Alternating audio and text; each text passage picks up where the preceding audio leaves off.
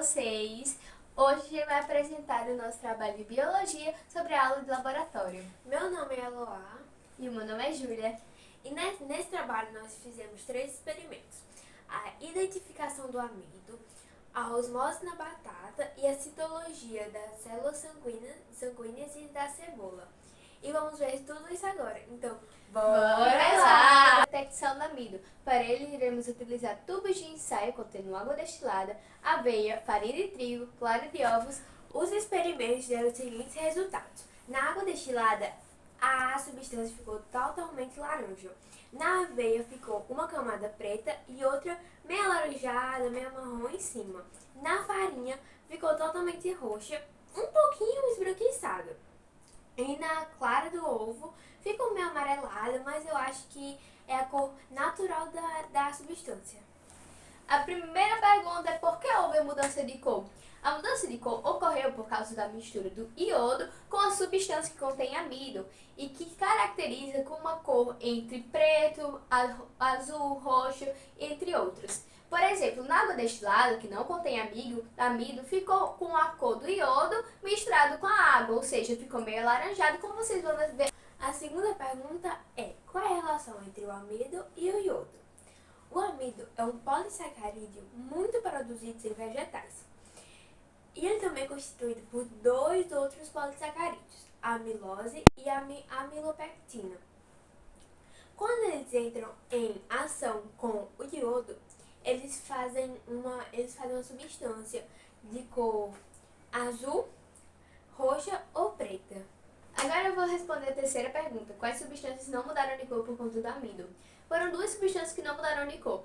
A água destilada e a clara do ovo. A clara do ovo não mudou de cor porque ela é de origem animal. Então, como o ovo é de origem animal, ele não possui amido. E a água também não possui amido. Por conta deles não possuírem amido, a cor não muda. É tipo assim, a cor muda, como a da água mudou por conta do iodo, por conta da coloração do iodo, por isso que ela mudou, por ser transparente, e assim mudou.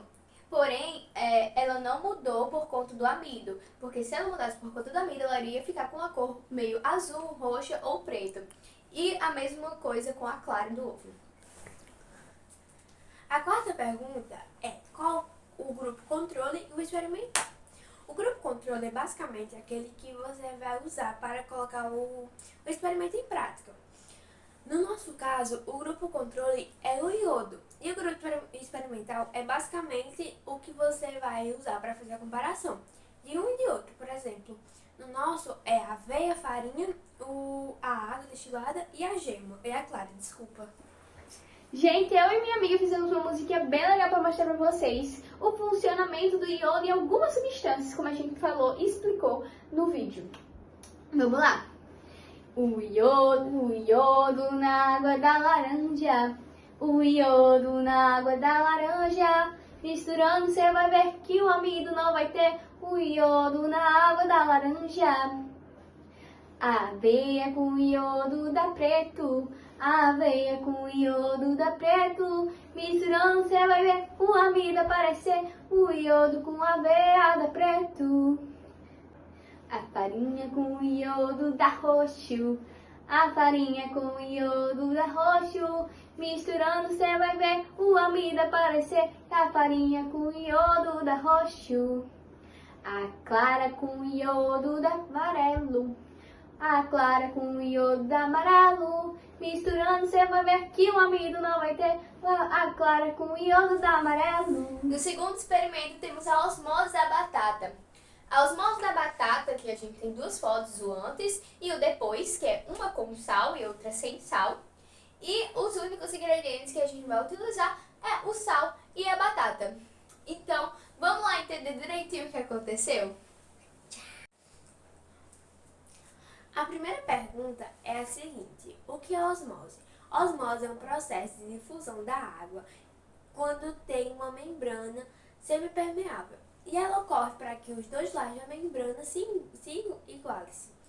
Esse processo ocorre até que os 2 lados fiquem com a quantidade de solutos iguais. Isso pode ser observado no dia a dia quando colocamos sal na salada. Agora vamos responder a próxima pergunta. O que ocorreu nesse experimento? Nesse experimento, experimento, como vocês viram, tinha a batata com sal e a batata sem sal, completamente seca. Na outra já estava com água, né? Então, nesse experimento, a água saiu da membrana por meio do soluto, ou seja, ela saiu do lugar menos concentrado em soluto para mais concentrado em soluto, o que continha o sal ou até mesmo açúcar, que no nosso caso era o sal. A terceira pergunta é: qual a função do sal nesse experimento? O sal está lá somente para a gente representar a osmose, ou seja, basicamente para a gente observar que a água atravessou sua membrana impermeável, indo para o lugar concentrado, até a concentração de água ficar igual. Pronto. O terceiro experimento é a citologia das cebolas das células sanguíneas. Os materiais utilizados para esse experimento foi cebola, sangue, iodo e corante panático. As cores do corante panático foi laranja, roxo e verde.